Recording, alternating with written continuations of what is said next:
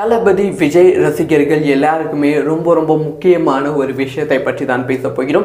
தளபதி விஜய் அவர்களோட ஜனநாயகம் திரைப்படத்தோட 2வது பாடல் வந்து வெளியாக போகிறது. ஸோ எப்போ வெளியாக போகிறது அப்படிங்கிற அப்டேட்டும் கிடைச்சிருக்கு. ஸோ அது என்ன மாதிரி பாடலாக இருக்கும் அப்படிங்கிற அப்டேட்டும் கிடைச்சிருக்கு. ரொம்ப டீட்டெயிலாக பேச போகிறோம். தளபதி விஜய் ரசிகர்களுக்கு ரொம்ப முக்கியமான ஒரு வீடியோ தான் இந்த ஒரு வீடியோ வந்து இருக்க போகிறது. ஜனநாயகன் தளபதி விஜய் அவர்களோட கடைசி திரைப்படம்.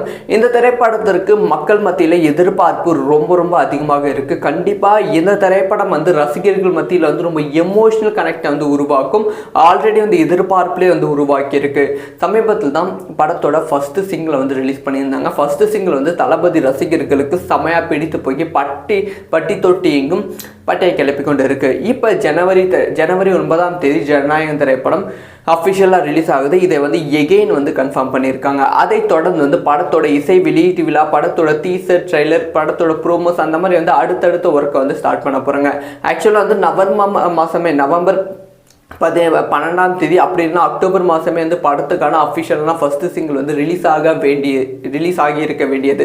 ஆனால் வந்து கரூரில் நடந்த துயர சம்பவத்தால் வந்து அந்த ஒரு ஃபர்ஸ்ட் சிங்கிள் ப்ரொமோஷன் டேட் எல்லாமே வந்து தள்ளி போய் இப்போ தான் வந்து ப்ரொமோஷன் வந்து ஸ்டார்ட் பண்ணியிருக்காங்க. ஸோ நெக்ஸ்ட் ப்ரொமோஷன் வேலையாக வந்து படத்தோட செகண்ட் சிங்கிள் வந்து ரிலீஸ் பண்ண போகிறாங்க. படத்தோட செகண்ட் சிங்கிளையும் வந்து கம்ப்ளீட்டான ஒரு மாசான சாங் அப்படின்னு சொல்லப்படுகிறது. அந்த மாசான சாங் வந்து கம்ப்ளீட்டாக வந்து எல்லா மிக்சடான எலமெண்ட்ஸ் வந்து இருக்கும். ஸோ வந்து லவ்வும் இருக்கும், மாசும் இருக்கும், அந்த ஒரு பாப் மூமெண்ட்டும் வந்து இருக்கும் அப்படின்னு சொல்லப்படுகிறது.